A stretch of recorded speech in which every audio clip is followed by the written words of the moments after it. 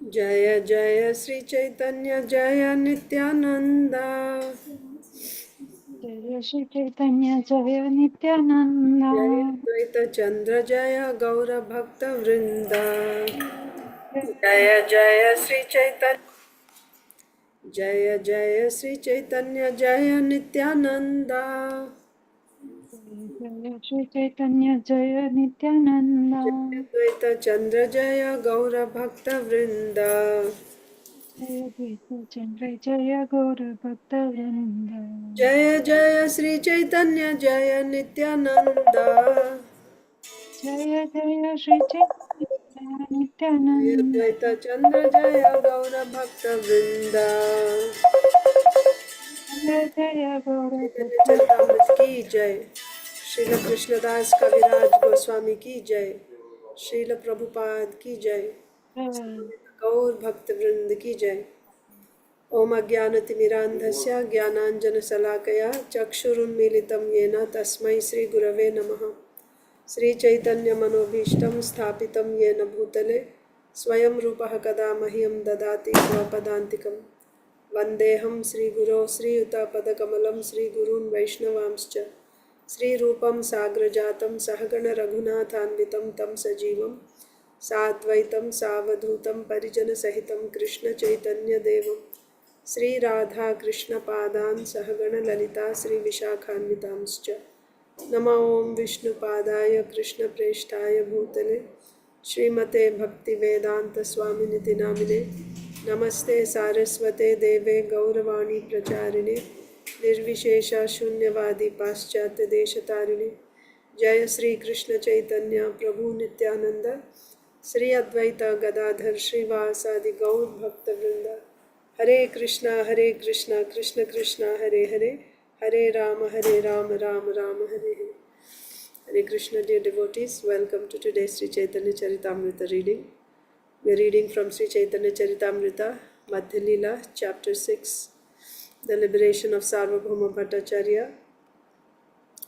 So, we were discussing the verse from Sarvabhauma Bhattacharya, quoted a verse, recited a verse in front of Sri Chaitanya Mahaprabhu, and the verse is Tattenukampa Susamikshmana Bhunjana Evatmakritam Vipakam. There, instead of Mukti Pade, he used Bhakti Pade. So when Mahaprabhu asked him what is his intention in changing the words of Bhagavatam, he said that he did not, what he said was that the result of bhakti is prema, and the result of, and mukti, which is the result of jnana, of course, is very insignificant when compared to the result of bhakti. Mukti is offered to the enemies of the Lord. Those who fight with the Lord, the demons, they get mukti. And the pleasure that one derives from mukti is also very, very insignificant when compared to the pleasure one derives from prema, Krishna prema. So, why would a devotee get the same destination as the enemy of the Lord? Right? So, this verse is talking about a devotee. The verse is saying somebody who, even while suffering the results of his own karma, in gratitude bows down in front of the Lord, and he's feeling gratitude, and he's awaiting the mercy of the Lord. So this is a devotee. Why would this devotee get the same result as the enemy of the Lord? That is the point. The devotees don't get this type of result. So then in that context, mukti was described, how there are 5 types of mukti: sayujya, salokya, samipya, sarshti, sarupya. Then of these, sometimes devotees may accept 4, the sarupya, salokya, samipya, sarshti, they may accept, may, kadachit it is said, it's possible. If there is an opportunity of rendering service, they may accept it. And then in the purport, Srila Prabhupada says actually devotees don't accept even these 4 types of mukti. They are not interested in any type of mukti. They don't want. They only want to service. They only want service to the Lord. So we discussed in that context how in mukti there is no service. Then what to speak of Sayujya Mukti. In that we also discussed then 2 types of Sayujya Mukti, merging into the Lord. One is Brahma Sayujya and the other one is Ishvara Sayujya. Brahma Sayujya means going and merging into the effulgence, Brahman effulgence of the Lord. Ishvara Sayujya means the yogis who go and merge into the Paramatma form of the Lord. So then we were supposed to discuss the Ishvara Sayujya. Let's check. That was Brahma Ishvare Sayujya Duita Prakar. Brahma Sayujya hoite, Ishvara Sayujya Dhikkar. So of these 2, of Brahma Sayujya and Ishvara Sayujya is condemned. It's the worst one, more than Brahma Sayujya. Why is it like that? In the purport, Srila Prabhupada explains that in Brahma Sayujya, one is not even seeing the personality of Godhead, isn't it? Their goal is from the beginning to merge into the impersonal. Their understanding of the absolute truth in the ultimate issue is impersonal. The absolute truth is impersonal, with no attributes, no form, no qualities. And then they are going and merging. That means they have not experienced the bliss of the personality of Godhead. They have only experienced the happiness of Brahman realization. And they accept that as the highest. You understand? It's like there are 3 levels, right? The lowest level is Brahman, next higher level is Paramatma, and even higher is Bhagavan. So the Brahma Sayujya Mukti aspirants, they have come up to level 1 only. And then they consider this is the final and they go and merge into that. Of course, we saw merging itself is not good. Merging means for devotees it's worse than going to hell. Because you never get an opportunity for service. You are doomed eternally. For eternity you have lost the opportunity to render service. You have lost your individuality. So devotees don't want Sayujya Mukti at all. But within the Sayujya Mukti there are 2 types. There is Brahma Sayujya and Ishvara Sayujya. Of these 2, Ishvara Sayujya is worst, it is said. Why is Ishvara Sayujya worst? Because in Brahma Sayujya, they have not even experienced the bliss of the personality of Godhead, and they have just so you know how one gets Brahma Sayujya Mukti. This is through Jnana Marga. So through Jnana Marga, one practices Nishkama Karma Yoga. After Nishkama Karma Yoga, then when the heart is purified, they practice Jnana Sadhana. So after Nishkama Karma Yoga, the living entity is covered by Vidya, the mode of goodness. And then now they take shelter of a Jnani Sadhu, and by taking shelter of a Jnani Sadhu, taking shelter means they are rendering service, they are hearing from the Upanishads. Sitting in front of a Guru, Jnani Guru, they are hearing from the Upanishads about Brahman, getting knowledge about Brahman. But for one to realize Brahman, they actually need to increase the mode of goodness. So they are practicing various Jnana Sadhanas by which they increase the mode of goodness. And by this, Vidya is increasing. Avidya is removed already after Nishkam Karma Yoga. The Vidya is increasing more and more. Because of this Vidya, they are getting Jnana. What is that Jnana? After Nishkama Karma Yoga, they got Tvam Padartha Jnana. That you are not this body, you are a spirit soul. Then when as Vidya is increasing, now they get Tat Padartha Jnana. What is Tat Padartha Jnana? That the absolute truth is Brahman. How they are getting this Jnana? They are hearing from the Guru, from the Upanishads, But side by side, they are practicing jnana sadhanas which increase the goodness. This vidya is increasing, and because of this vidya, they are able to understand the knowledge, grasp the knowledge with which they are actually hearing. They are actually realizing that knowledge about Brahman. And finally, after getting that knowledge, after vidya is increased, further they're still practicing these jnana sadhanas even now. Vidya is getting increased, and now they actually practice seeing that whatever they have heard about Brahman, whatever they have realized about Brahman, that is all there is in this whole world. There's nothing other than Brahman. Everything is Brahman. So they practice this through their jnana sadhanas. Of course, the mode of goodness is increased. But remember, along with this, they're also doing bhakti. They're doing Mai Chananya Yogena. No. Yeah. Bhakti Ravyabhicharini. Mai Chananya Yogena Bhakti Ravyabhicharini. They're also doing bhakti in order to get Brahman realization. I'm just telling you one path of Sayujya Mukti. So this is the Jnani's path. And so in this way, when they actually realize that Brahman is everything, they get this Nirbheda Jnanam, then this Vidya cuts Vidya, and Vidya is finished. How Vidya cuts Vidya? It's like by Vidya knowledge is produced, Jnana is produced by this Jnana sadhanas, right? So by this Vidya, Jnana is produced, but that Jnana burns Vidya also. The goodness is burnt by that Jnana. And the Jnana is also finished.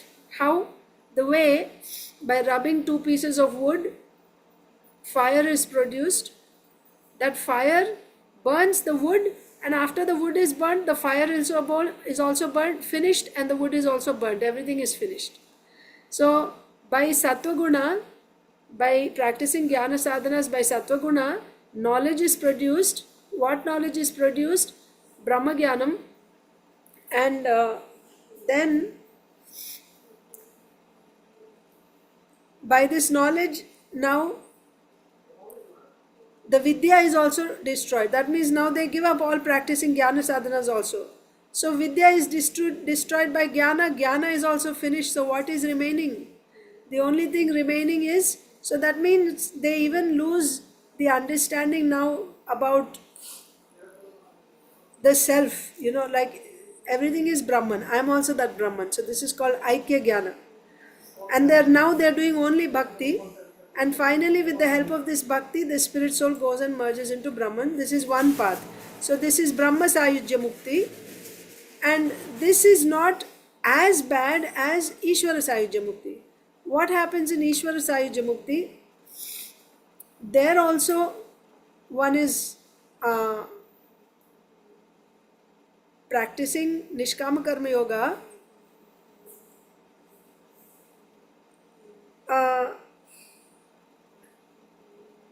No, actually they practice yama, niyama, asana like this. So this is Ashtanga Yoga practice. They're practicing Ashtanga Yoga. And this is in the 6th chapter of Bhagavad Gita, Dhyana Yoga practice. And by practicing this Ashtanga Yoga, what is the practice there? Yama, niyama, asana, pranayama, pratyahara, dharana, dhyana, samadhi. So through these yama and niyama, meaning rules and regulations, what is to be done, what is not to be done, by these rules and regulations, they are controlling their senses, and by that they are trying to pull the mind away from sense objects. Today we were reading in the morning Bhagavad Gita also, in the 2nd chapter.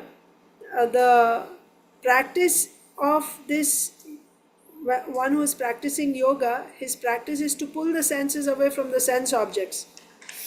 Not only is he supposed to pull the senses, but also the mind is supposed to be pulled away. Otherwise, if he's simply pulling the senses away but is not taking care of the mind, then at any moment the mind will fall. Actually, he's called a pretender. But even one who's trying to control the mind, he can also fall a victim to the senses, because the senses are so strong.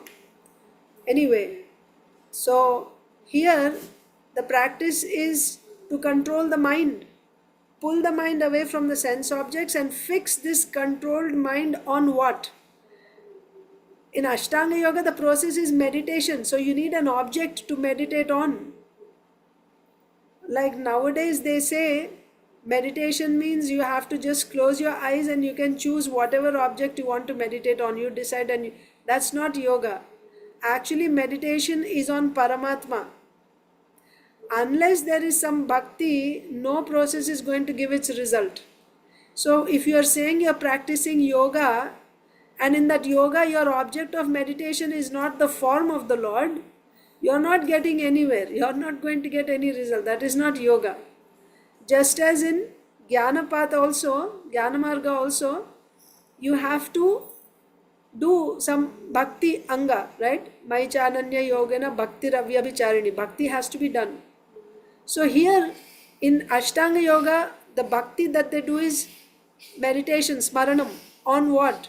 On Vishnumurti form. They are meditating on the Paramatma, four-handed Paramatma form. What happens when this yogi is meditating on Paramatma form after controlling his fixing? And that also he's not getting it right away. Because first of all, the mind keeps going away. He has to pull the mind back and keep focusing it on the Supreme Lord. And finally, and there also he actually goes step by step. At first, in a general way, he's meditating on the entire form of the Lord, and then he starts meditating limb by limb. First, he'll be meditating on the lotus feet. And when he finally gets full grasp on that type of meditation, that means at any moment, as soon as he closes his eyes, or at any moment, constantly he's able to see the lotus feet of the Lord. Then he will go one step higher. Like this, one limb after another, he meditates on the personality of Godhead. What happens by this meditation on the form of the Supreme Lord? Naturally, the living entity's position is to be an eternal servant of the Lord. If he has pulled his mind away from all sense objects, he has fully focused his mind on the form of the Supreme Lord, what will happen? He begins to experience bliss. He begins to experience bliss from the beauty, from the sweet nectar coming from meditating on the form of the Lord. But here is the problem. And so much so that he gets tears from his eyes also. Out of that bliss, out of that ananda, he's getting tears from his eyes, appreciating the beautiful form of the Lord. But then this yogi thinks, wait a minute, I am supposed to, he's thinking, I am supposed to, my heart is supposed to be not affected by any emotions. So he says that, why I am feeling like this? Because what is his goal? His goal is Sayujya Mukti. He just wants to go and merge.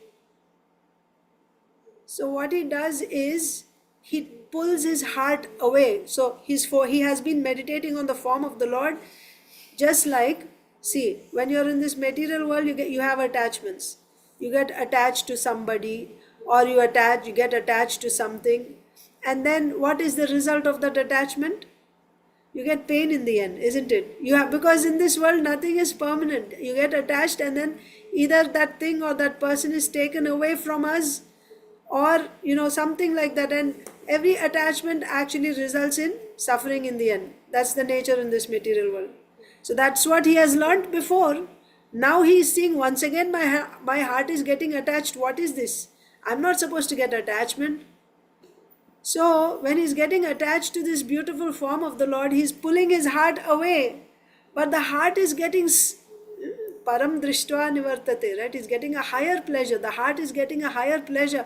The heart means what? Mind, intelligence, ego. So it doesn't want this, the soul, the spirit soul, of course. He's still using the subtle body, but he's getting attached. He's getting so much attraction to this form. But this yogi, forcibly, he pulls his mind away, back from the Lord. He tries. And the mind is not able to. He tries to pull and the mind goes back. Right? Initially, when he's practicing, the mind is going to sense objects. Now the mind is not going to sense objects. He's already done with sensual attraction. He's given that up. He's finished with all types of, he's crossed all those stages. The mind is not going to go back to lower things. But it is attached to the Lord and it's going to the Lord, and this yogi is trying to pull the mind back. The mind keeps going back. Forcibly he keeps pulling the mind back. First time, second time, third time, fourth time, fifth time, sixth time, forcibly. So there it is said, he actually makes the form, makes his mind like the hook, fishing net. Fishermen use a fishing net. In that they keep an iron hook. And on that iron hook, they put the bait. So they put the net inside the water. The fish come, and when they see the bait, they get attracted. And as soon as they come to eat the bait, the food, the hook catches the fish. The fish gets caught in that hook. It's stuck. It cannot go away. Then the fisherman pulls it up. So what this yogi does here is, the mind is so attached to the Lord, and he turns his mind, his heart, into an iron hook. He makes it hard, like an iron hook. And he throws this hook on Paramatma. And then he pulls his heart back from the Lord. So it is said that this attitude of the yogi hurts the Lord, just like the fish is hurt when it is, caught by that hook, that iron hook, it's just cutting through. Like that, Paramatma, why Paramatma is hurt? Because this is the highest thing that the living entity can expect, to experience bliss in the association of the Lord, to experience the sweetness of the form of the Lord, to experience the sweetness of His name, of His qualities. So here this yogi is experiencing the sweetness of the Lord's form. And even after coming to such a high state of experiencing the bliss of the Lord, this foolish yogi, he's pulling his mind back from the Lord, and the mind, because it's getting the highest bliss, the mind doesn't want to come back, but he forces it back by making it in the form of a hook. He's pulling it back, and this hurts the Lord. It hurts the Lord because he sees, he's actually hurt. The Lord is hurt to see the devotee doing this. After coming this far, he's going back. So he forces so much that the heart is completely broken. This yogi's heart. He's pulling it back again and again, and finally he manages to control the heart from going back to Paramatma. He pulls it away back from Paramatma. Now, this yogi's meditation throughout has been what? It has been to meditate, samadhi. For samadhi, you need an object. He got Paramatma as the object. Now he pulled his mind away from Paramatma. What is left now for him to meditate on? When he was in the conditioned state, he was meditating on sense objects. So after pulling the mind back from Paramatma, can he go back to the sense objects now? No. Because he already experienced the higher taste. Now he won't go back to the lower taste anymore. It won't go. So because the mind has nothing to meditate on, there's no object to meditate on anymore, the mind is finished. The subtle body is destroyed there.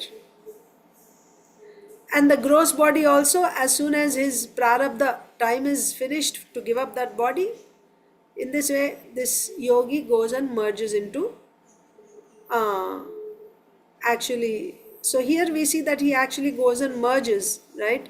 So but his object had always been Paramatma, but he's pulling his mind away. So he's not rendering service anymore. The point is that meditation is also one of the limbs of devotional service, Smaranam, right? But now he doesn't want to do that. He's not meditating on the form of the Lord. So that is why he's called a Nikrishta yogi. Nikrishta means the most fallen yogi. Fallen means most unfortunate, low yogi. Even after coming this far, he's not able to appreciate the form of the Lord, and he's pulling his mind back, thinking that this is some kind of attachment which is taking him away from his goal, like that. So that is why Sayujya Mukti and Brahma Sayujya and Ishvara Sayujya, of these two, Ishvara Sayujya is considered to be more Nikrishta, right? It's condemned.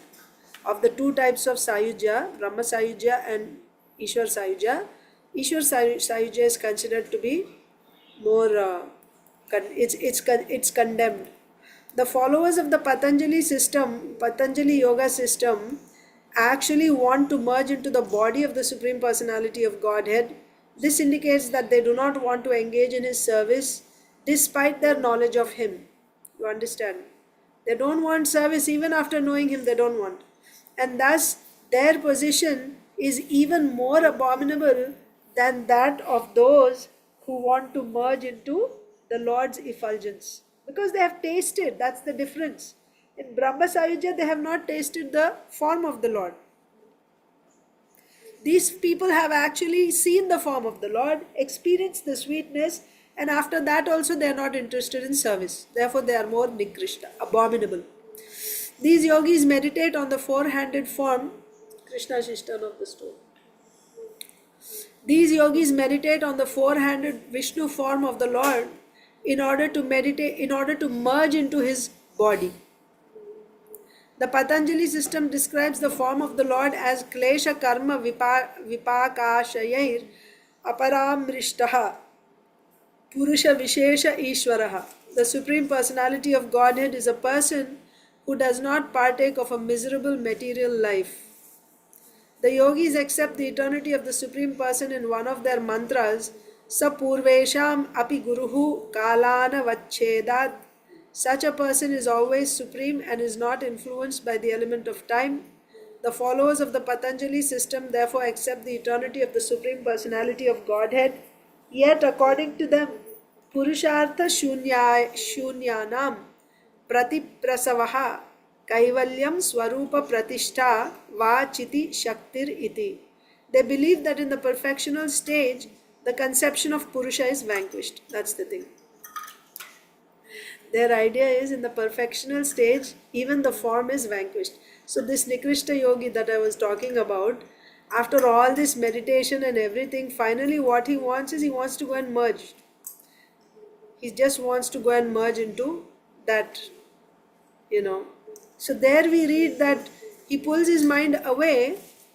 So then there also he can actually get Brahma Sayujya. What he does is after experiencing Paramatma, he pulls his mind away from Paramatma, and now what he does is he will merge on the empty space in the heart. Because in the heart there is Paramatma. He was meditating on Paramatma all this time. Now he pulls his mind away from Paramatma. So Hridaya Akasha, right? The Akasha inside the heart. The empty space. He just meditates on the empty space like that. And then he gets liberation. That's another type of liberation. So the point is, even after meditating on the form of the Lord, they don't want to serve the Lord. They just want to go and merge like that. That means they want to give up their identity as an individual. They believe that in the perfectional stage, the conception of Purusha is vanquished. According to their description, Chit Shaktir Iti, they believe that when one becomes perfect, he cannot remain a person. The living entity cannot have an individuality, cannot remain a person after he becomes perfect. The yoga system is therefore abominable because its final conception is impersonal. In the beginning, these yogis accept the Supreme Personality of Godhead, but they ultimately give up this idea in order to become impersonal. They are most unfortunate because although they have a personal conception of the Absolute Truth, they neglect to render devotional service to the Lord and thus fall down again into the material world. So, when do they fall down into material world? Before giving up the body. If they commit offenses either to Bhagavan or to his devotee, then they will fall down. That condition is there. As mentioned above, this idea is supported by Srimad Bhagavatam 10:2-32. Aruhya krichrena parampadam tataha patantyado nadrita yushmadangraya. So the other day we discussed this verse. Due to neglecting the lotus feet of the Lord, these yogis again fall down into the material existence. Patanti adaha.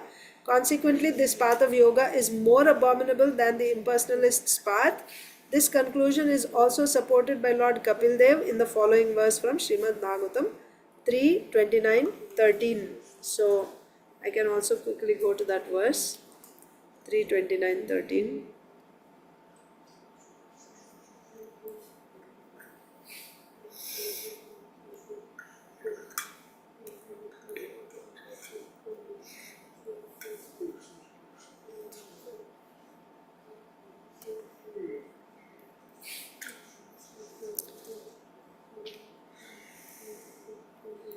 Salokya, Sarshti, Samipya, Sarupya. Okay, so the different types of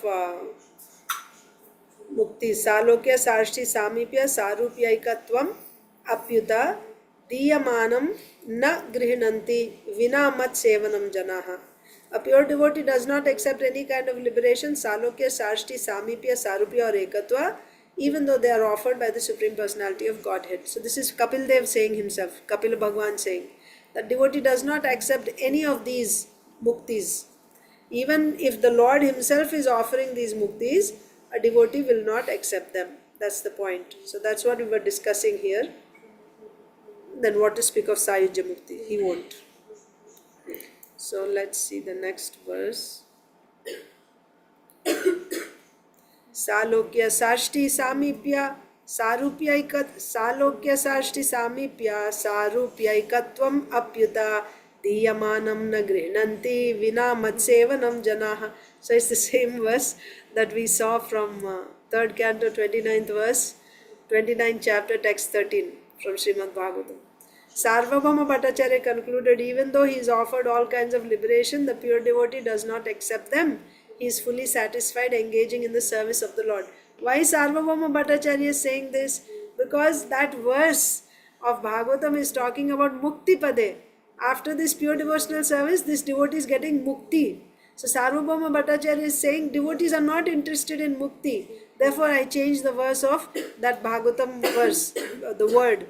Instead of Mukti, I said Bhakti. They'll get Bhakti, not that they'll get Mukti. Because Mukti means one of these five. Salokya, Sarshti, Samipya, Sarupya, Salokya. So they will never accept Sayuja. They won't even accept the other types of Mukti. So why Mukti should be there for devotees? That is his calculation. And he's quoting also from Bhagavatam. Lord Kapil Dev saying that devotees don't accept even these four types of liberation, even if the Lord himself is offering. That is why I changed the word. Prabhu kahe, now Chaitanya Mahaprabhu saying, Prabhu kahe mukti padera ara artha hoy, mukti padas shabde sakshat ishvara kahoy. So Lord Sri Chaitanya Mahaprabhu replied, the word mukti pade has another meaning. Mukti pada directly refers to the Supreme Personality of Godhead. So my dear Sarvabhauma Bhattacharya, you are thinking mukti pada means five types of mukti. Actually, Mukti Pada has one more meaning. Mukti Pada means the Supreme Personality of Godhead. That's another meaning. So devotees get Mukti Pada means what? Devotees go to Bhagavan directly, Personality of Godhead, and they get service, right? Prabhu kahe Mukti Padera ara artha hoy, Mukti Pada shabde sakshat Ishvara kahoy. Mukti Pade jare se Mukti Pada hoy, किम वा नवम पदार्थ मुक्तिरस समाश्रय मुक्ति पदे Zara से मुक्ति पद होय. Okay, all kinds of liberation exist under the feet of the Supreme Personality of Godhead. Therefore he is known as Mukti Pada. Why he is called Mukti Pada? Because all kinds of liberation are there at his lotus feet. That means if you get the Supreme Lord, if you get service to the Supreme Lord, all types of mukti are already available to you. They are at the feet of the Lord. If you get the Supreme Lord by bhakti, mukti is already available to you. You don't have to ask for it separately. So because all the types of mukti are at his lotus feet, pada means what? Feet. So the person at whose feet all types of mukti are present, mukti pada, is called mukti pada. Why mukti pada means the Supreme Lord? Means at his feet mukti is there. All types of mukti are there at his feet. That's why mukti pada. His name is mukti pada. Mukti pade jara sei mukti pada hoy. Kimva navama padartha muktira samashray. According to another meaning, mukti is the ninth subject and the Supreme Personality of Godhead is the shelter of liberation. Okay? Mukti is the ninth subject and the Supreme Personality of Godhead is the shelter of mukti. That means mukti is given by the Lord. He is the shelter of mukti, right? That means anyone who gets mukti, he actually goes to the Lord. Kimva navama pada artha. Pada artha. So, Kimva navama pada artha muktira samashray. Shelter. So, what is the ninth subject matter or the ninth word? Navama pada, the ninth word. So, if we look at that verse,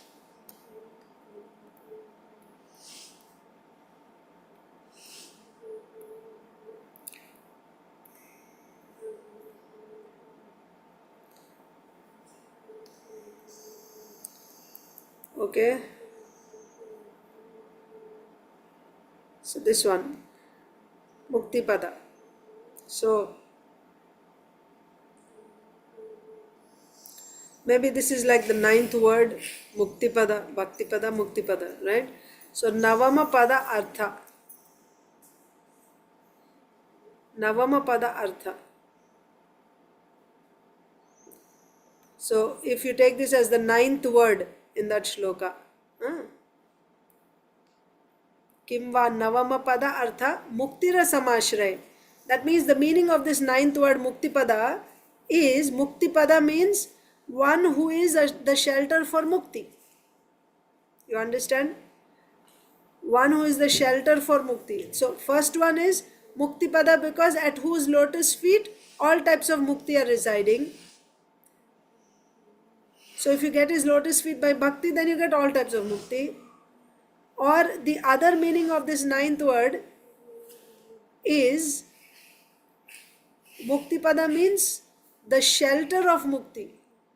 Mukti pada. Pada means what? Like destination, right? Pada. So mukti pada means the shelter of mukti. So, who is explaining? Sri Chaitanya Mahaprabhu is explaining. Purport by Srila Prabhupada. Lord Sri Krishna is also known as Mukunda, or he who gives transcendental bliss by offering all kinds of mukti. Right? Mukunda means the giver of mukti. Mukunda. Srimad Bhagavatam is divided into 12 cantos, and in the 9th canto different kinds of mukti are described. But the 10th canto is the actual center of all discussions of mukti because the personality of Godhead Sri Krishna, who is the 10th subject discussed in Srimad Bhagavatam, is the exclusive subject of the 10th canto. Since all types of muktis reside at the lotus feet of Sri Krishna, he may be called as Mukti Pada. Okay, so here when we say Navama Pada Artha, here it is explained as, you see there are 10 topics in Srimad Bhagavatam, right? So, like you have Sarga, Visarga, then Sthiti, Sthanam, Poshanam, then Uti, Manvantara, like this, Nirodha.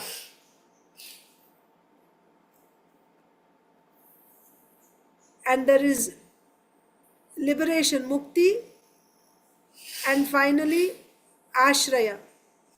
So of the 10 topics, the 9th topic is liberation, Mukti. And the 10th topic is Ashraya. Ashraya Tattva is Krishna.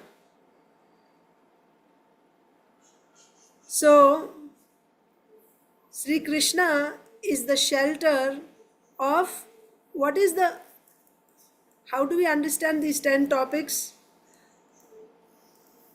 These 10 topics, when we study these 10 topics, we can see that they are meant to bring us to the 10th topic. And also that these 9 topics are different from the 10th topic. They are not the same. So systematically, when we study from the first canto, when we come to the 10th canto, the 10th canto is fully talking about the 10th topic, which is Ashraya Tattva, Lord Sri Krishna. And we see the remaining 9 topics in all the other cantos. It's not systematic that first canto is only talking about the first subject. It's not like that. It will come in different places. But these 9 topics are discussed in the first 9 cantos. And the 10th topic is there in the 10th canto. So the 9th is Mukti. And the shelter of this Mukti is 10th canto, or Sri Krishna, the personality of Godhead. Mukti pade jarase mukti pada hoy kim va navama padartha muktira samashray. All kinds of liberation exist under the feet of the Supreme Personality of Godhead. Therefore, he is known as Mukti pada. According to another meaning, Mukti is the 9th subject, and the Supreme Personality of Godhead is the shelter of liberation. He is the shelter. Lord Sri Krishna is also known as Mukunda, or he who gives transcendental bliss by offering all kinds of mukti. Srimad Bhagavatam is divided into 12 cantos, and in the 9th canto different kinds of mukti are described. But the 10th canto is the actual center of all discussions of mukti. Because the personality of Godhead Sri Krishna, who is the 10th subject discussed in Srimad Bhagavatam, is the exclusive subject of the 10th canto. Since all types of mukti reside at the lotus feet of Krishna, he is called Muktipada. So, as the first part of the verse says, because all types of mukti reside at the lotus feet of Krishna, therefore he is called Muktipada. So, we will continue tomorrow. What we saw today is Sri Chaitanya Mahaprabhu is explaining to Sarvabhauma Bhattacarya that Muktipada doesn't mean only the 5 types of mukti. Muktipada is actually another name of the Supreme Personality of Godhead, and how it is so.